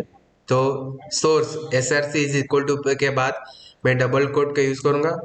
तो आप यहाँ पे देख सकते हो ऑटोमेटिकली यहाँ पे इमेज का पाथ आ गया है। यहाँ पे मैं क्लिक करूंगा। यहाँ पे अब मैं क्या करूंगा, सिंपल है, मैं गोला पे जाऊंगा। तो यहाँ वेब पेज पर मेरी इमेज शो हो रही है। अब मैं VS कोड में जाता हूँ। तो इसके बाद समझो आपने कुछ गलत पाथ दे दिया, समझो यहाँ पे कुछ मिस्टेक हो गई और ये पाथ दे दिया, तो आप ब्राउजर पे जाओगे तो आपको यहाँ पे इमेज नहीं दिखेगी क्योंकि आपने सोर्स पाथ गलत दे दिया है। अब मैं VS कोड में जाता हूँ। समझो आपने ये जो पाथ है गलत दिया है। कभी कभी सर्वर टाइम लेता है हमारी इमेज को लोड करने के लिए, तो हम क्या करते हैं, हम और एक एट्रीब्यूट्स का यूज करते हैं जिसका नाम है ALT यानी कि अल्टरनेटिव। तो अल्टरनेटिव इज इक्वल टू आपकी जो भी इमेज है उसको आप डिस्क्राइब कर सकते हो। अब यहाँ पे मेरी इमेज है PUBG, तो मैं यहाँ पे PUBG लिखूंगा। अब मैं ब्राउजर पे जाऊंगा तो आप तो वेब पेज पर आप देख सकते हो ये जो मेरा अल्टरनेटिव टेक्स्ट है वो लिख कर आ गया है। और ये जो इमेज का सिंबल आप देख सकते हो वो लिख कर आएगा क्योंकि मैंने पाथ गलत दिया है। तो आप यहाँ पे देख सकते हो जो मैंने अल्टरनेटिव एट्रीब्यूट में जो कंटेंट लिखा था, जो मेरी इमेज को डिस्क्राइब कर रहा था, वो लिख कर आ गया है। अब मैं जो मेरा जो इमेज का पाथ है वो थोड़ा सही कर देता हूँ। अब मैं फिर से ब्राउजर में जाता हूँ। वेब पेज पर आप देख रहे हो कि यहाँ पे मेरा सही इमेज दिख रहा है और जो मेरे अल्टरनेटिव एट्रीब्यूट में जो टेक्स्ट लिखा था PUBG वो यहाँ पे वेब पेज पर लिख कर नहीं आया है क्योंकि यहाँ पे हमारी इमेज लोड हो चुकी है। अब हम इस इमेज के साइज को अपने हिसाब से कस्टमाइज कर सकते हैं। वो कैसे करते हो मैं आपको बताता हूँ। अब मैं VS कोड में जाता हूँ। यहाँ पे मैं इमेज के साइज को सेट करने के लिए विथ ये एट्रीब्यूट का यूज करूंगा। Width is equal to double quote में जो भी हम वैल्यू लिखेंगे वो पिक्सल में लिखेंगे। तो अब सब मुझे 300 पिक्सल की विड्थ चाहिए तो मैं यहाँ पे 300 लिखूंगा। अब मैं ब्राउजर पे जाऊंगा तो यहाँ पे 300 पिक्सल की विड्थ आ चुकी है। अब मैं इस इमेज को हाइट भी दे सकता हूँ। उसके लिए मैं क्या करूंगा, हाइट एट्रीब्यूट का यूज करूंगा। Height is equal to 200 pixel. मैं ब्राउजर में जाऊंगा तो यहाँ पे 200 पिक्सल की हाइट आ चुकी है। आप इसको कस्टमाइज कर सकते हो अपने हिसाब से। मैं यहाँ पे 600 करता हूँ, ये ऐसी दिख रही है। अब मैं यहाँ वेट भी बढ़ाता हूँ, 700 करता हूँ। आप अपने हिसाब से कस्टमाइज कर सकते हो। तो ऐसे इमेज टैग का यूज किया जाता है। समझो आपको अपने वेब पेज पर 10-12 इमेज ऐड करनी होगी तो आप क्या कर सकते हो, यहाँ पे आप फोल्डर बना सकते हो इमेजेस नाम का। और इसमें आप अपनी जो भी इमेजेस आपको ऐड करनी है वो इसमें डाल सकते हो। समझो अभी ये इमेज है, मैं क्या करूँगा, यहाँ पे मूव करूँगा। यहाँ पे मैं मूव कर दिया, ये इमेज इमेज फोल्डर में आ गई है। तो इसका पाथ कैसे देंगे ये मैं आपको बताता हूँ। यहाँ पे SRC है, उसमें हम क्या लिखेंगे, हमारा जो फोल्डर का नाम है वो पहले लिखेंगे इमेजेस और फिर एक फॉरवर्ड स्लैश देंगे। फॉरवर्ड स्लैश देने के बाद आपके उस फोल्डर में जितने भी इमेज है वो यहाँ पे शो हो जाएंगी। आपको जो भी इमेज चाहिए उस पर आप क्लिक कर देना। तो ऐसे आप पाथ दे सकते हो। अभी मैं फिर से ब्राउजर में जाऊंगा तो एज इट इज मेरी इमेज वैसे की वैसी आ गई है। तो मैं आशा करता हूँ कि आपको इमेज टैग अच्छे से समझ में आया होगा। आज मैं आपको HTML5 में जो ऑडियो टैग यूज होता है उसके बारे में जानकारी दूंगा। ऑडियो टैग के बारे में अधिक जानकारी देने के लिए मैं VS कोड में जाऊंगा।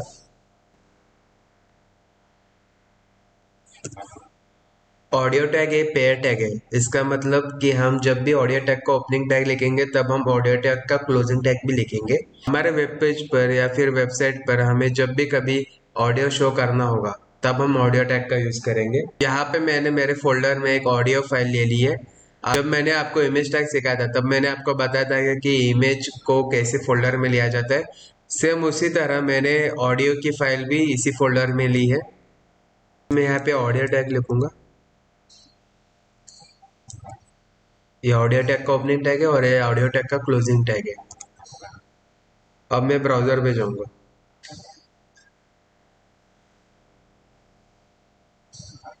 आप यहाँ पे देख सकते हो यहाँ पे कुछ भी लिख कर नहीं आया है। अब मैं क्या करूंगा, VS कोड में जाऊंगा। यहाँ पे ऑडियो टैग का जो ओपनिंग टैग है वहां पे एक एट्रीब्यूट्स का यूज किया जाता है जिसका नाम है कंट्रोल्स। जब मैं ब्राउजर पे जाऊंगा तब आप देखिए क्या होता है। आप यहाँ पे देख सकते हो जो भी हमारा ऑडियो उसके कंट्रोल्स हमें यहाँ पे देख रहे हैं। ये है प्ले का, ये है साउंड का और ये है प्लेबैक स्पीड का। यहाँ पे मैंने ऑडियो इंसर्ट नहीं किया है इसलिए यहाँ पे ऑडियो शो नहीं हो रहा है। तो मैं क्या करूँगा, VS कोड में जाऊँगा। अब यहाँ पे मैं मेरे ऑडियो का पाथ दूंगा। तो पाथ कैसे देते हैं मैं आपको बताता हूँ। उसके लिए एक टैग का यूज किया जाता है जिसका नाम है सोर्स टैग। और ध्यान रखना है सोर्स टैग का सिर्फ ओपनिंग टैग होता है, सोर्स टैग का क्लोजिंग टैग नहीं होता है। तो सोर्स टैग के अंदर मैं एट्रीब्यूट यूज करूंगा जिसका नाम है SRC, जो मैंने इमेज टैग में दिया था। SRC यानी कि सोर्स एट्रीब्यूट, इसमें हम हमारे ऑडियो का पाथ देंगे। तो SRC is equal to double quote में हम अपने ऑडियो का पाथ देंगे। मुझे ऑटोमेटिकली यहाँ पे शो हो रहा है तो मैं इस पर क्लिक करूंगा। अब मैं फिर से ब्राउजर पे जाऊंगा तो आप देख सकते हो ये 4 मिनट का मेरा ऑडियो यहाँ पे दिख रहा है। अब मैं इसको थोड़ा प्ले करता हूँ।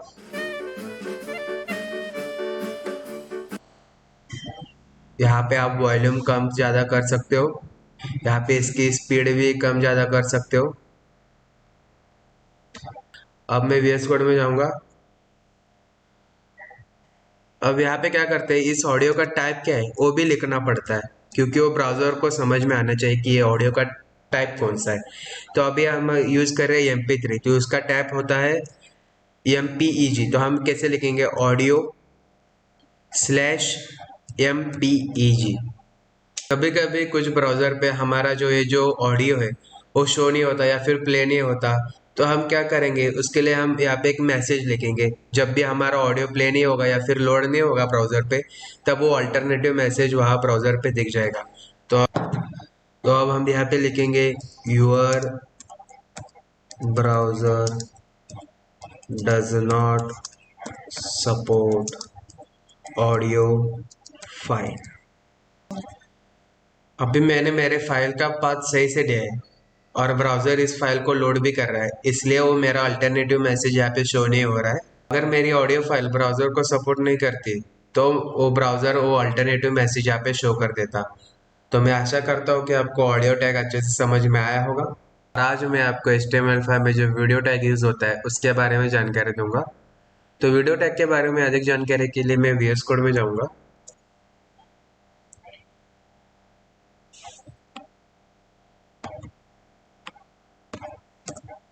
जब भी हमें वेब पेज पर कोई भी वीडियो शो करना होगा तब हम वीडियो टैग का यूज़ करेंगे। वीडियो टैग है, पेयर टैग है, इसलिए जब भी हम वीडियो टैग का ओपनिंग टैग यूज़ करेंगे तब हम वीडियो टैग का क्लोजिंग टैग भी यूज़ करेंगे। अभी मैं यहाँ पे वीडियो टैग लिखूंगा, ये वीडियो टैग का ओपनिंग टैग और ये वीडियो टैग का क्लोजिंग टैग। अभी यहाँ पे जो वीडियो का ओपनिंग टैग है उसमें मैं कंट्रोल या एट्रीब्यूट का यूज़ करूंगा। अब मैं ब्राउज़र पे जाऊंगा तो यहाँ वेब पेज पर आप देख सकते हो वीडियो कंट्रोलर दिख रहा है। यहाँ पे वीडियो नहीं दिख रहा है क्योंकि हमने इसमें वीडियो अभी तक इंसर्ट नहीं किया है। तो अभी मैं इसमें वीडियो इंसर्ट करूंगा। मुझे यहाँ पे वीडियो इंसर्ट करना है तो इसके लिए मैं सोर्स से टैग का यूज़ करूंगा। सोर्स टैग का क्लोजिंग टैग नहीं होता है। तो ये जो सोर्स टैग का ओपनिंग टैग है उसमें मैं अपनी वीडियो का पाथ दूंगा। तो पाथ देने के लिए SRC यानी कि सोर्स एट्रीब्यूट का यूज करूंगा। Source is equal to double quote में मैं अपनी वीडियो का पाथ दूंगा। अभी यहाँ पे मुझे ऑटोमेटिकली शो हो रहा है वीडियोज डॉट MP4, तो उस पर मैं क्लिक करूंगा। अभी मैं यहाँ पे अपनी वीडियो का टाइप लिखूंगा, type is equal to double quote में video slash MP4।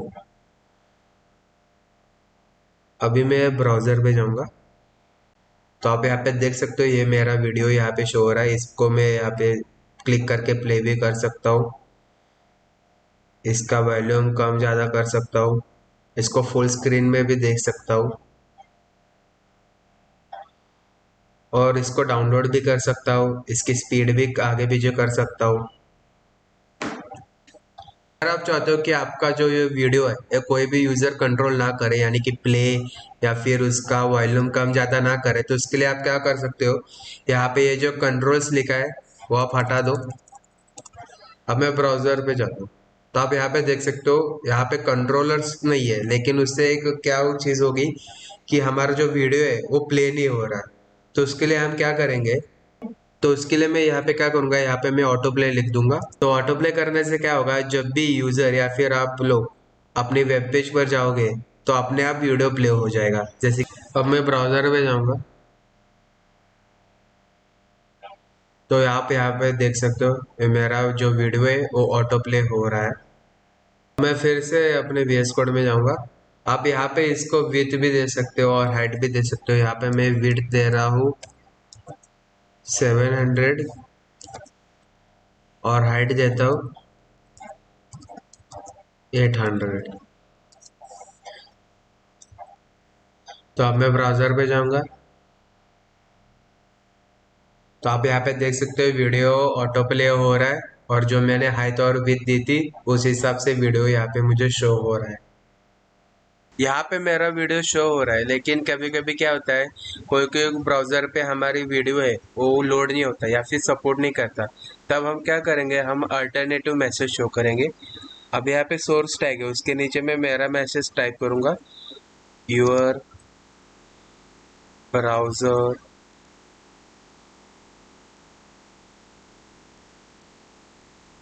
Does not support video. अब जब भी कोई भी ब्राउज़र पे मेरी वेबसाइट ओपन होगी और तब मेरा वीडियो शो नहीं होगा या फिर लोड नहीं होगा, तभी अल्टरनेटिव टेक्स्ट वहाँ पे शो होगा। अभी यहाँ पे वो टेक्स्ट नहीं दिख रहा है क्योंकि यहाँ पे मेरी वीडियो है वो प्ले हो रहा है और शो भी हो रहा है। तो मैं आशा करता हूँ कि आपको वीडियो टैग का यूज़ कैसे करते हैं वो समझ में आया होगा। मैं आपको सिखाऊंगा कि अपने वेब पेज पर यूट्यूब वीडियो कैसे एम्बेड करते हैं। तो उसके लिए मैं सबसे पहले अपने यूट्यूब चैनल पे जाऊंगा। अपने यूट्यूब चैनल पे आ गया हूँ।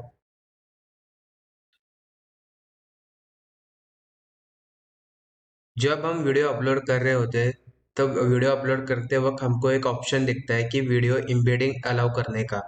तो अगर आपने अलाउ किया है तो वो वीडियो आप अपने वेब पेज पर शो कर सकते हो। और अगर आपने वो ऑप्शन डिसेबल कर रखा है तो आप वो वीडियो अपने वेब पेज पर नहीं लगा सकते। तो मैंने तो मेरे सभी वीडियो को इम्बेड अलाउ कर दिया है। तो मैं मेरे एक वीडियो पे जाता हूँ। अभी मैं इस वीडियो पे गया।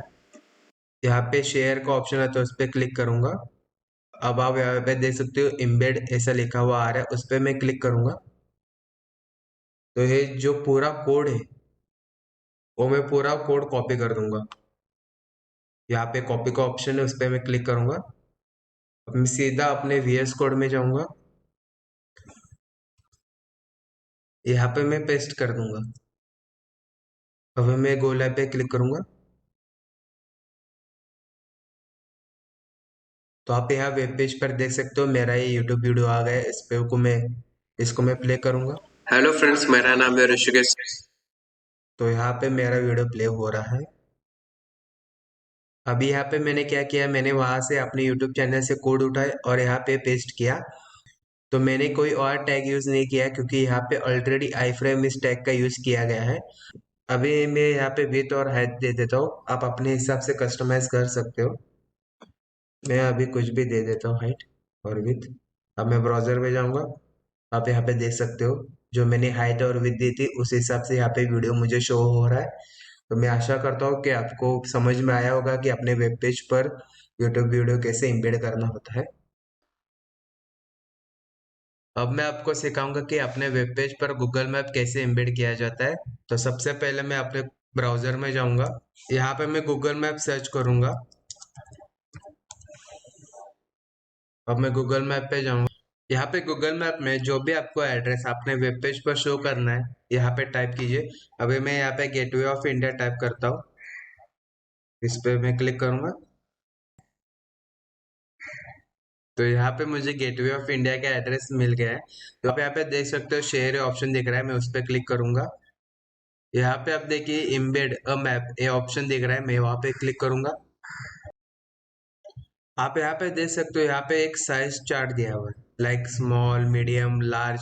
आप इस मैप के साइज को कस्टमाइज भी कर सकते हो, इसलिए उन्होंने कस्टमाइज साइज ऑप्शन भी दिया है। अगर आपको अपना मैप स्मॉल दिखाना है तो आप स्मॉल पे क्लिक कीजिए। तो आप यहाँ पे देख सकते हो स्मॉल में वेब पेज पर एक गूगल मैप कैसे दिखेगा। फिर आपको लार्ज है तो लार्ज पे क्लिक कीजिए। तो लार्ज में आपका गूगल मैप वेब पेज पे कैसे शो होगा ये यहाँ पे दिख रहा है। अभी मैं कस्टम साइज पे क्लिक करूंगा क्योंकि ये इजी पड़ता है। आप अपने हिसाब से अपने वेब पेज के हिसाब से गूगल मैप की साइज कम ज़्यादा कर सकते हो। अभी आप यहाँ पे देख सकते हो कॉपी HTML ये ऑप्शन दिख रहा है, मैं उस पर क्लिक करूंगा। अब मैं सीधा VS कोड में जाऊंगा। तो यहाँ पे मैं कॉपी किया हुआ कोड पेस्ट करूंगा, Ctrl+V। अब मैं गोला पे क्लिक करूंगा। तो आप यहाँ वेब पेज पर देख सकते हो मेरा गूगल मैप अच्छे से दिख रहा है, यानी कि मुझे जो भी एड्रेस अपने वेब पेज पे शो करना है वो यहाँ पे अब दिख रहा है। अब मैं VS कोड में जाऊंगा। आप यहाँ पे देख सकते हो यहाँ भी मैंने कोई और टैग का यूज नहीं किया क्योंकि यहाँ पे ऑलरेडी आई फ्रेम इस टैग का यूज किया गया है। आप इसकी विड्थ और हाइट अपने हिसाब से कस्टमाइज कर सकते हो। एग्जाम्पल के लिए मैं 900 विथ लेता हूँ और 800 हाइट लेता हूँ। अब मैं ब्राउजर पे जाऊंगा। आप यहाँ पे देख सकते हो जो भी हाइट मैंने कस्टमाइज की थी उस हिसाब से मुझे यहाँ पे मेरा गूगल मैप शो हो रहा है। इस तरह हम अपने वेब पेज पर गूगल मैप एम्बेड कर सकते हैं। तो मैं आशा करता हूँ कि आपको समझ में आया होगा कि अपने वेब पेज पर गूगल मैप कैसे एम्बेड किया जाता है। अब मैं आपको सिखाऊंगा कि अपने वेब पेज पर PDF एम्बेड कैसे करते हैं। तो PDF एम्बेड करने के लिए मैं सबसे पहले VS कोड में जाऊंगा।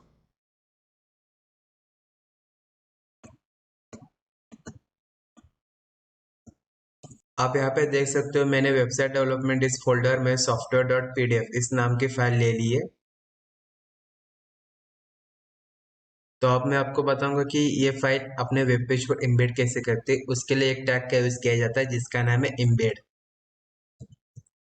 एम्बेड टैग का कोई क्लोजिंग टैग नहीं होता। अब मैं एम्बेड टैग है उसके ओपनिंग टैग में एक एट्रीब्यूट का यूज करूंगा जिसका नाम है src।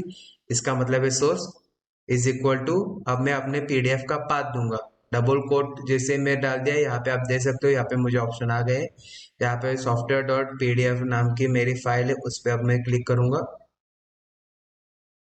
अभी मैं यहाँ पे टाइप लिखूंगा, type is equal to double quote में एप्लीकेशन स्लैश पीडीएफ। अभी मैं गोला पे क्लिक करूंगा तो यहाँ वेब पेज पर आप देख सकते हो, यहाँ पे मेरी पीडीएफ शो हो रही है। आप अपने हिसाब से इसका साइज कस्टमाइज कर सकते हो। वो साइज कैसे देने हैं ये मैं आपको बताता हूँ। उसके लिए मैं सबसे पहले वीएस कोड में जाऊंगा। तो यहाँ पे मैं विड्थ और हाइट देता हूँ। अभी विड्थ इज इक्वल टू, मैं यहाँ पे दे देता हूँ 400 पिक्सल। पिक्सल आप यहाँ पे लिखने की जरूरत नहीं होती है, वो बाय डिफॉल्ट पिक्सल में ही लिखा जाता है। और यहाँ पे HEIGST height is equal to 600 pixel. अब मैं फिर से ब्राउजर में जाऊंगा तो आप यहाँ पे देख सकते हो मेरे पीडीएफ का साइज चेंज हो चुका है। आप अपने हिसाब से साइज कस्टमाइज कर सकते हो। अपने वेब पेज पर पीडीएफ एम्बेड करना कितना आसान है ये आपको समझ में आया होगा। मैं आशा करता हूँ कि आपको पीडीएफ अपने वेब पेज पर कैसे लेना है ये समझ में आया होगा। अब मैं आपको HTML फाइल में सिंबल का यूज कैसे करते हैं ये आपको बताऊंगा। बहुत सारे मैथमेटिकल सिंबल, टेक्निकल सिंबल और करेंसी सिंबल नॉर्मल कीबोर्ड पर नहीं होते। ऐसे सिंबल हमें वेब पेज पर दिखाने होंगे तो हमें उस सिंबल का एंटिटी नेम या फिर नंबर HTML डॉक्यूमेंट में लिखना होगा। तो कौन से सिंबल के लिए कौन से एंटिटी नेम या फिर कौन सा नंबर यूज करना है ये आपको कैसे पता चलेगा। उसके लिए आप सीधा जाइए गूगल पे। अभी मैं मेरे ब्राउजर पे आ गया हूँ, यहाँ पे मैं सर्च करूंगा HTML5 सिंबल्स। यहाँ पे आपको बहुत सारी वेबसाइट मिल जाएगी। अभी मैं W3 स्कूल्स ये वेबसाइट पे जा रहा हूँ। यहाँ पे आप देख सकते हो, यहाँ पे बहुत सारे सिंबल्स दिए गए हैं और उसके साथ उसका एंटिटी नेम और नंबर दिया गया है। समझो मुझे कॉपीराइट सिंबल है वो अपने वेब पेज पर दिखाना है तो मैं कैसे करूंगा, या तो मैं इसका नंबर कॉपी करके अपने कोड में डालूंगा या फिर इसका एंटिटी नेम कॉपी करके अपने कोड में डालूंगा। अभी मैं इसका एंटिटी नेम कॉपी करूंगा और अपने VS कोड में जाऊंगा और यहाँ पे वो मेरा एंटिटी नेम पेस्ट कर दूंगा। अब मैं गोला पे क्लिक करूंगा, इसको थोड़ा जूम कर लेता हूँ। तो अभी आप यहाँ वेब पेज पर देख सकते हो कॉपीराइट सिंबल मेरे वेब पेज पर आ चुका है। मैं नंबर कॉपी करूंगा और अपने VS कोड में जाके पेस्ट कर दूंगा। अब मैं ब्राउजर पे जाऊंगा तो आप यहाँ पे देख सकते हो, आप एंटिटी नेम का भी यूज कर सकते हो या फिर नंबर का भी यूज कर सकते हो। इस तरह से हम अपने वेब पेज पर सिंबल ऐड कर सकते हैं। तो मैं आशा करता हूँ कि अपने वेब पेज पर सिंबल कैसे शो करना है आपको समझ में आया होगा। मैं आपको सिखाऊंगा कि हमारे वेब पेज पर इमोजीज ऐड कैसे करते हैं। तो उसके लिए मैं सबसे पहले अपने ब्राउजर पे जाऊंगा। यहाँ पे मैं गूगल पे सर्च करूंगा HTML5 इमोजीज और एंटर क्लिक करूंगा। तो यहाँ पे आप देख सकते हो बहुत सारी वेबसाइट्स आ गई है। अब मैं ये W3 स्कूल्स की वेबसाइट पे जाऊंगा, इसको थोड़ा स्क्रॉल करूंगा। यहाँ पे आप देख सकते हो, यहाँ पे इमोजीज दिए गए हैं और उसके एंटिटी नंबर दिए गए हैं। अभी समझो मुझे ये इमोजी चाहिए तो इसको मैं क्या करूंगा, ये एंटिटी नंबर को कॉपी करूंगा, अपने VS कोड में जाऊंगा और पेस्ट कर दूंगा। अभी मैं गोला पे क्लिक करूंगा तो यहाँ वेब पेज पर आप देख सकते हो यहाँ पे इमोजी शो हो रहा है। इस तरह आप अपने वेब पेज पर इमोजी शो कर सकते हो। तो मैं आशा करता हूँ कि आपको समझ में आया होगा कि अपने वेब पेज पर इमोजी कैसे शो करते हैं। अब मैं आपको HTML5 में जो ऑर्डर लिस्ट टैग है उसके बारे में जानकारी दूंगा। ऑर्डर लिस्ट का शॉर्ट फॉर्म होता है OL। तो ऑर्डर लिस्ट के बारे में अधिक जानकारी देने के लिए मैं VS कोड में जाऊंगा। HTML में 3 टाइप्स की लिस्ट होती है। फर्स्ट होती है ऑर्डर लिस्ट, फिर होती है अनऑर्डर लिस्ट, और थर्ड होती है डिस्क्रिप्शन लिस्ट। तो आज मैं आपको ऑर्डर लिस्ट के बारे में बताने वाला हूँ।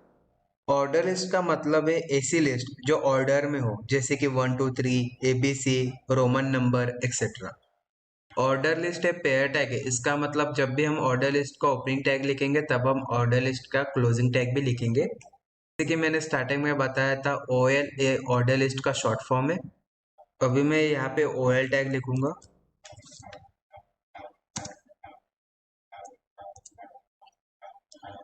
ऑर्डर लिस्ट ये टैग के अंदर लिस्ट आइटम ये टैग का यूज किया जाता है। लिस्ट आइटम ये पेयर टैग है। इसका मतलब जब भी हम लिस्ट टैग का ओपनिंग टैग लिखेंगे तब हम लिस्ट टैग का क्लोजिंग टैग भी लिखेंगे। तो यहाँ पे मैं लिस्ट आइटम टैग लिखता हूँ। यहाँ पे मैं मेरे लिस्ट आइटम का नाम लिखूंगा, जैसे कि ये अभी मैं लिख देता हूँ पिज्जा। अभी समझो मुझे यहाँ पे और 3 लिस्ट आइटम टैग चाहिए, तो मैं क्या करूंगा, उसका एक शॉर्ट फॉर्म है। यहाँ पे मैं एल आई लिखूंगा, एस्ट्रिक ए सिंबल का यूज करूंगा, और जितने भी मुझे एल आई टैग चाहिए वो नंबर मैं यहाँ पे लिख दूंगा। अभी मुझे 3 एल आई टैग चाहिए, इसलिए मैं 3 टाइप करूंगा और एंटर पे क्लिक करूंगा। तो आप यहाँ पे देख सकते हो 3 लिस्ट आइटम टैग यहाँ पे मुझे दिख रहे हैं। अभी इसमें मैं अपने लिस्ट आइटम के नाम लिखता हूँ। पिज्जा लिख दिया, बाद में मैं लिख देता हूँ बर्गर, फिर लिख देता हूँ पास्ता, यहाँ पे लिख देता हूँ समोसा। अभी मैं गोला पे क्लिक करूंगा, तो अभी वेब पेज पर आप देख सकते हो यहाँ पे मुझे लिस्ट आइटम्स दिख रहे हैं।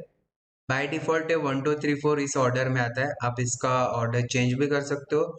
आपको अगर आपको ये पिज्जा 3 नंबर से स्टार्ट करना है तो आप क्या करोगे, मैं अभी VS कोड में जाता हूँ। ये जो OL टैग का ओपनिंग टैग है उसमें मैं स्टार्ट या एट्रीब्यूट का यूज करूंगा। स्टार्ट इज इक्वल टू जो भी मुझे नंबर से स्टार्ट करना है वो मैं यहाँ पे वैल्यू डाल दूंगा, और समझो अभी मैं यहाँ पे 3 डाल देता हूँ।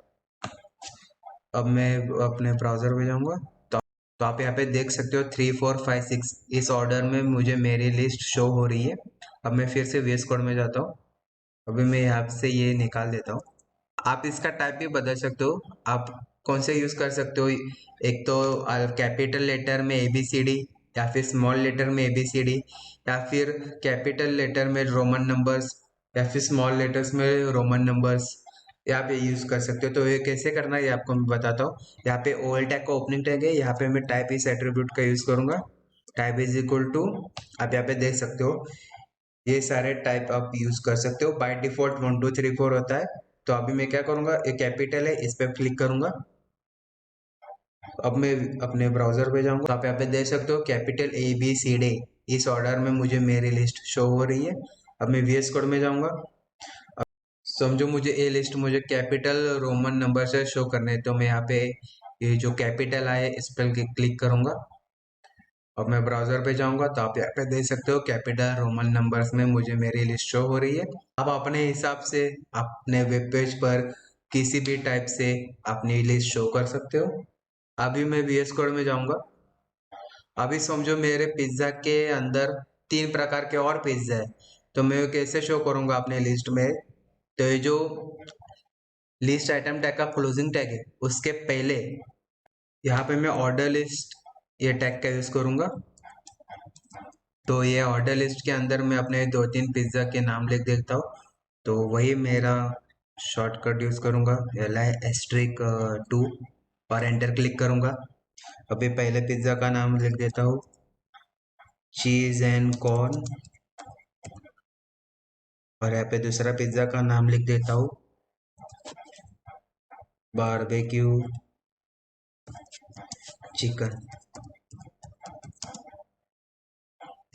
तो अभी मैं मेरे ब्राउजर पे जाऊंगा, तो आप यहाँ पे देख सकते हो ये मेरी लिस्ट है और इसकी सब लिस्ट है। तो आप इसका भी टाइप चेंज कर सकते हो। बाय डिफॉल्ट 1 2 3 इस ऑर्डर में आता है। तो कैसे करेंगे, इसका जो OL टैग का ओपनिंग टैग है उसमें टाइप इस एट्रीब्यूट का यूज करके type is equal to order list मुझे स्मॉल रोमन नंबर में दिखानी है, तो इसलिए मैं स्मॉल आई पे क्लिक करूंगा। अब मैं ब्राउजर पे जाऊंगा, तो यह वेब पेज पर देख सकते हो ये पिज्जा है। ये लिस्ट है, और इसके अंदर चीज and corn and barbecue chicken लिखा हुआ है, वो सब लिस्ट है। तो इस तरह आप अपने वेब पेज पर ऑर्डर लिस्ट का यूज करके लिस्ट शो कर सकते हो। तो मैं आशा करता हूँ कि आपको HTML में ऑर्डर लिस्ट टैग का यूज कैसे करते हैं ये समझ में आया होगा। HTML में 3 प्रकार की लिस्ट होती है। ऑर्डर लिस्ट जो मैं आपको पहले ही बता चुका हूँ, फिर होती है अनऑर्डर लिस्ट जो मैं अभी आपको बताने वाला हूँ, तीसरी होती है डिस्क्रिप्शन लिस्ट जो मैं आने वाले वीडियो में आपको बताऊंगा। ऑर्डर लिस्ट में 1 2 3 या फिर ABC ऐसे ऑर्डर होता है। अनऑर्डर लिस्ट में डिस्क, सर्कल, स्क्वायर इन आइकॉन का यूज होता है। और डिस्क्रिप्शन लिस्ट में हम आइटम की टर्म डिफाइन करते हैं और उस आइटम की डेफिनेशन या डिस्क्रिप्शन देते हैं। रिलेटेड आइटम का कलेक्शन जिसका कोई खास सीक्वेंस या ऑर्डर नहीं होता, जैसे 1 2 3 ABCD, उसे हम अनऑर्डर लिस्ट कहते हैं।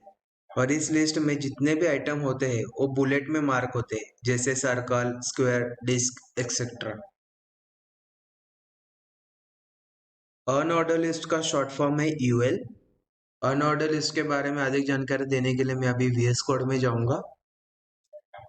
UL टैग है पेयर टैग है, इसका मतलब जब भी हम UL टैग का ओपनिंग टैग लिखेंगे तब हम UL टैग का क्लोजिंग टैग भी लिखेंगे। अभी मैं यहाँ पे UL टैग लिखता हूँ।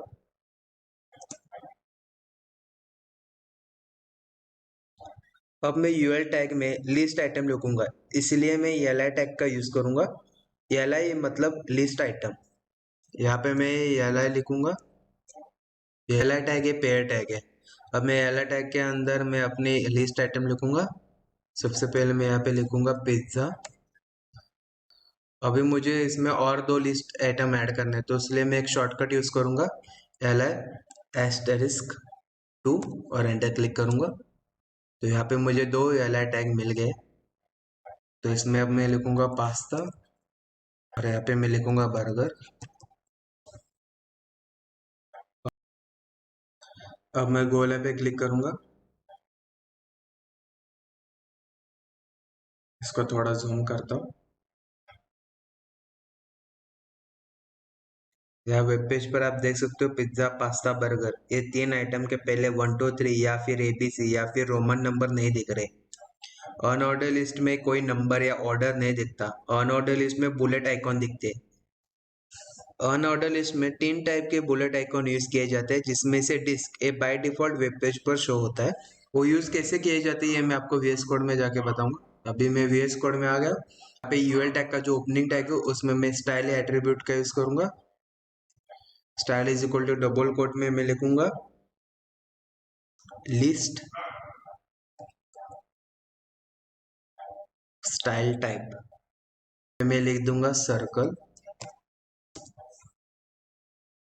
अभी मैं ब्राउजर पे जाऊंगा। तो अभी यहाँ पे देख सकते हो, यहाँ पे मुझे हॉलो सर्कल मिल गया है। बाय डिफॉल्ट डिस्क होता है, डिस्क मतलब उसमें फील्ड सर्कल रहता है। और जब हम सर्कल ये टाइप देते हैं स्टाइल में, तब वो हॉलो सर्कल में यहाँ पे वेब पेज पर शो होता है। अभी मैं फिर से बेस कोड में जाऊंगा। तो यहाँ पे मैं और एक टाइप लिख देता हूँ। सर्कल के बाद यहाँ पे मैं लिख देता हूँ स्क्वायर। अब मैं ब्राउजर पे जाऊंगा। तो यहाँ वेब पेज पर आप देख सकते हो स्क्वायर बुलेट आइकॉन मुझे शो हो रहे। अभी मैं फिर से वेब कोड में जाऊंगा। समझो आपको यहाँ वेब पेज पर कोई भी लिस्ट के सामने बुलेट आइकॉन शो नहीं करने होते, तब आपके पास एक ऑप्शन होता है, इसका नाम होता है नन। तो अभी आप यहाँ वेब पेज पर देख सकते हो इस लिस्ट में मुझे कोई भी बुलेट आइकॉन नहीं दिख रहा है। बाय डिफॉल्ट डिस्क होता है, फिर भी मैं यहाँ पे एक बार डिस्क लिख के आपको बताता हूँ। यहाँ पे मैं डिस्क लिख दिया। अभी मैं ब्राउजर पे जाऊंगा तो आप यहाँ पे देख सकते हो डिस्क मतलब फील्ड सर्कल होता है। अब मैं फिर से VS कोड में जाऊंगा। अभी समझो मुझे पिज्जा है, उसके अंदर और 2 3 टाइप के पिज्जा लिखने हैं। तो उसके लिए मैं और एक लिस्ट लिखूंगा। लिस्ट के अंदर और एक लिस्ट लिखी जाती है, उसे कहते हैं नेस्टेड लिस्ट। वो कैसे लिखी जाती है, अभी जो UL टैग का क्लोजिंग टैग है उसके पहले मैं फिर से UL टैग का यूज करूंगा।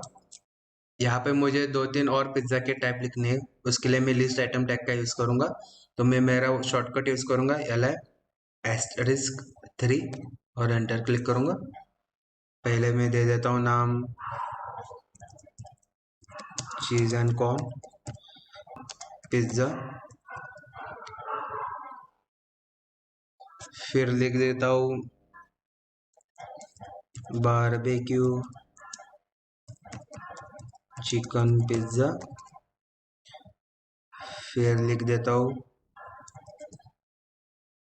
पनीर पिज्ज़ा। अब मैं मेरे ब्राउज़र पे जाऊँगा, तो आप यहाँ पे देख सकते हो ये पिज्ज़ा लिस्ट है, और उसके अंदर ये जो मैंने 3 टाइप के पिज्ज़ा लिखे है वो पिज्ज़ा की सब लिस्ट है। तो इस तरह हम नेस्टेड लिस्ट लिख सकते हैं। तो ऐसा ज़रूरी नहीं है कि अनऑर्डर लिस्ट में सिर्फ अनऑर्डर लिस्ट ही लिखी जा सकती है, मैं इसके अंदर ऑर्डर लिस्ट भी लिख सकता हूँ। अभी मैं वीएस कोड में जाऊँगा, तो यहाँ जहाँ पे मैंने यूएल लिखा था वहाँ पे मैं ओएल लिख दूंगा। अब मैं फिर से ब्राउज़र पे जाऊँगा, तो यहाँ वेब पेज पर आप देख सकते हो पिज्ज़ा ये लिस्ट है, और उसके अंदर ऑर्डर लिस्ट मैंने लिखी है जो इसकी सब लिस्ट है। यहाँ पे बाय डिफॉल्ट 1 2 3 में ऑर्डर लिस्ट हमें शो होती है, जैसे कि मैंने आपको ऑर्डर लिस्ट वाली वीडियो में बताया था।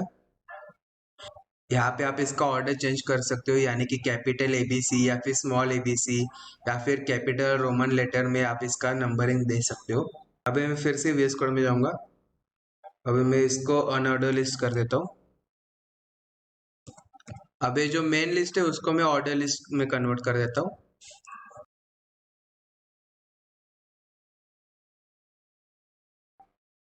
अभी मैं ब्राउज़र पे जाऊँगा, यहाँ पे आप देख सकते हो यहाँ पे ऑर्डर लिस्ट में कन्वर्ट नहीं हुआ, यहाँ पे 1 2 3 ऐसा आना चाहिए था, लेकिन यहाँ पे वो नंबरिंग नहीं आए। तो ये नंबर क्यों नहीं आए हैं ये मैं आपको वीएस कोड में जाके बताता हूँ। अभी मैं वीएस कोड में आ गया। आप यहाँ पे देख सकते हो ओएल के ओपनिंग टैग में स्टाइल या एट्रीब्यूट का यूज किया हो, और जिसमें मैंने स्टाइल दी है डिस्क, तो वो मुझे हटाना पड़ेगा।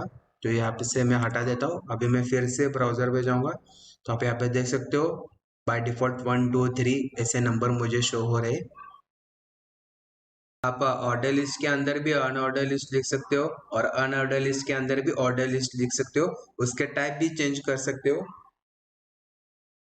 अभी आप यहाँ पे देख सकते हो पिज्जा ही लिस्ट है, और इसके अंदर ये चीज एंड कॉर्न ये सब मेरी सब लिस्ट है। तो बाय डिफॉल्ट सब लिस्ट सर्कल यानी कि हॉलो सर्कल में हमको शो होती है। तो इसको आप स्टाइल एट्रीब्यूट का यूज करके चेंज भी कर सकते हो, जैसे कि मैंने पहले ही बताया था। यहाँ पे जो यूएल का ओपनिंग टैग है उसमें मैं स्टाइल एट्रीब्यूट का यूज करूंगा। Style is equal to double quote में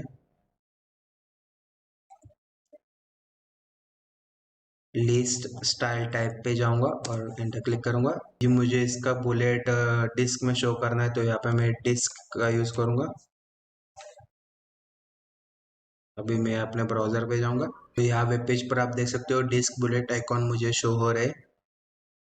अभी मैं फिर से वीएस कोड में जाऊंगा, तो आपको मैं एक यहाँ पे एक शॉर्टकट बता देता हूँ। अभी आप देखो यहाँ पे मैंने क्या किया है, यहाँ पे ओएल टैग लिखा है, फिर उसके अंदर 2 3 बार फिर से लिस्ट आइटम ये टैग का यूज किया है। तो इसको आप इजीली कैसे कर सकते हो, यानी कि कम समय में कैसे कर सकते हो, उसके लिए एक शॉर्टकट है, ये मैं आपको अभी बताऊंगा। तो अभी समझो मुझे अनऑर्डर लिस्ट के अंदर 4 लिस्ट आइटम लिखने हैं, तो वो मैं कैसे लिखूंगा। तो यहाँ पे मैं अनऑर्डर लिस्ट यानी कि यूएल लिखूंगा, फिर ग्रेटर देन सिंबल के यूज करूंगा, फिर लिस्ट आइटम यानी कि एल आई ये लिखूंगा, फिर एस्टेरिस्क, और जितनी बार आपको एल आई यानी कि लिस्ट आइटम टैग चाहिए वो नंबर आप यहाँ पे डाल दीजिए। अभी मैं यहाँ पे 7 डाल देता हूँ, फिर एंटर क्लिक करूंगा। इसको थोड़ा स्क्रॉल कर लेता हूँ, तो आप यहाँ पे देख सकते हो यूएल टैग के अंदर 7 बार मुझे एल आई टैग का ओपनिंग और क्लोजिंग टैग लिख के मिल चुका है। इस तरह आप ऑर्डर लिस्ट का भी शॉर्टकट लिख सकते हो। अब मैं फटाफट लिख देता हूँ UL greater than L I asterisk 4 और एंटर क्लिक कर दूंगा। तो यहाँ पे ऑर्डर लिस्ट के अंदर मुझे 4 बार एल आई का ओपनिंग टैग और क्लोजिंग टैग लिखकर मिल गया है। तो मैं आशा करता हूँ कि आपको समझ में आया होगा कि अनऑर्डर लिस्ट और ऑर्डर लिस्ट में क्या डिफरेंस होता है, और अनऑर्डर लिस्ट का यूज कैसे किया जाता है। आने वाली वीडियो में मैं आपको डिस्क्रिप्शन लिस्ट के बारे में जानकारी दूंगा। तो जैसे कि आपको पता है HTML5 में 3 टाइप की लिस्ट होती है, ऑर्डर लिस्ट, अनऑर्डर लिस्ट और डिस्क्रिप्शन लिस्ट। ऑर्डर लिस्ट में 1 2 3 या ABC ए ऑर्डर होता है। अनऑर्डर लिस्ट में disc, circle, square, in bullet icon का यूज होता है। और डिस्क्रिप्शन लिस्ट में हम आइटम्स की टर्म डिफाइन करते हैं और उस आइटम की डेफिनेशन या डिस्क्रिप्शन देते हैं। तो अब मैं आपको डिस्क्रिप्शन लिस्ट टैग के बारे में जानकारी दूंगा। तो डिस्क्रिप्शन लिस्ट टैग के बारे में अधिक जानकारी के लिए मैं VS कोड में जाऊंगा।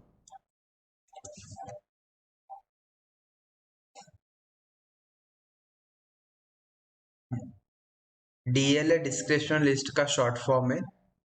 Description list a pair tag है। इसका मतलब जब भी हम डीएल टैग का ओपनिंग टैग लिखेंगे तब हम डीएल टैग का क्लोजिंग टैग भी लिखेंगे। अभी मैं यहाँ पे डीएल टैग लिखूंगा। अब मैं डीएल टैग के अंदर डीटी टैग लिखता हूँ। डीटी टैग भी पेयर टैग है। डिस्क्रिप्शन लिस्ट में हम डिस्क्रिप्शन टर्म डिफाइन करते हैं, इसलिए हम डीटी यानी कि डिस्क्रिप्शन टर्म इस टैग का यूज करते हैं। अब मैं डिस्क्रिप्शन टर्म में लिखता हूँ पिज्जा। अब मैं यहाँ पे और एक डिस्क्रिप्शन टर्म टैग यूज करूंगा और इसमें लिख दूंगा बर्गर। तो अब मैं गो पे क्लिक करूंगा। यहाँ वेब पेज पर आप देख सकते हो पिज्जा और बर्गर दो टर्म्स दिख रहे हैं। अब मैं VS कोड में जाऊंगा। अब मैं इन दोनों के टर्म्स डिफाइन करता हूँ। इसके लिए मैं डी टैग का यूज करूंगा। डी टैग मतलब डिस्क्रिप्शन डाटा होता है। यहाँ पे जो डी टैग का क्लोजिंग टैग है उसके पहले मैं डिस्क्रिप्शन डाटा यानी कि डी टैग का यूज करूंगा। डी टैग भी पेयर टैग है। अब इसमें मैं पिज्जा का डिस्क्रिप्शन लिखता हूँ, लाइक राउंड, फिर फ्लैट बेस, टॉप विथ चीज एंड टोमेटोज। अब मैं यहाँ पे बर्गर का डिस्क्रिप्शन लिखूंगा। उसके लिए मैं ये जो डी टैग का क्लोजिंग टैग है उसके पहले डी टैग लिखूंगा। इसमें मैं लिखूंगा sandwich consisting of one or more cooked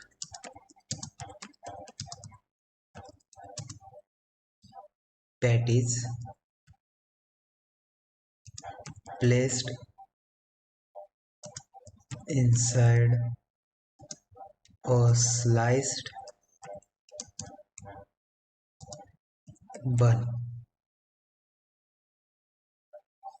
अब मैं अपने ब्राउजर पे जाऊंगा। तो अब यहाँ वेब पेज पर देख सकते हो पिज्जा आइटम है और यहाँ पे जो मैंने round flat base top width चीज एंड टमाटोज लिखा है ये उसका डिस्क्रिप्शन है। जब भी हमें वेब पेज पर कोई भी डिस्क्रिप्शन लिस्ट शो करनी होती है तब हम डिस्क्रिप्शन लिस्ट टैग का यूज करते हैं और उसके अंदर डिस्क्रिप्शन टर्म और डिस्क्रिप्शन डाटा इन दो टैग का यूज किया जाता है। अब मैं VS कोड में जाऊंगा। तो आप यहाँ पे देख सकते हो यहाँ पे जो DL टैग लिखा है फिर उसके अंदर DT टैग और DD टैग लिखा है। तो आपको बार बार लिखने की जरूरत नहीं है, उसके लिए एक शॉर्टकट है। ये वो शॉर्टकट मैं आपको अभी बताता हूँ। तो यहाँ पे मैं सिर्फ DL लिखूंगा, फिर ग्रेटर देन, फिर उसके बाद डिस्क्रिप्शन टर्म यानी कि DT। और डिस्क्रिप्शन टर्म आपको कितनी बार चाहिए यहाँ पे आप वो नंबर लिखिए। अभी मुझे समझो 3 बार चाहिए। उसके बाद फिर से मैं ग्रेटर देन सिंबल का यूज करूंगा। अब मैं यहाँ पे DD यानी कि डिस्क्रिप्शन डाटा वो भी मुझे 3 बार चाहिए। वहां पे मैं 3 नंबर लिख दूंगा। अब एंटर क्लिक करूंगा।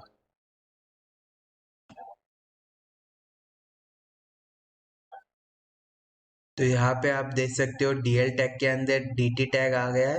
ये DT टैग 3 बार मुझे शो हो रहा है और उसके अंदर 3 बार डिस्क्रिप्शन डाटा ये टैग लिखकर मिल गया है। तो मैं आशा करता हूँ कि आपको डिस्क्रिप्शन लिस्ट अच्छे से समझ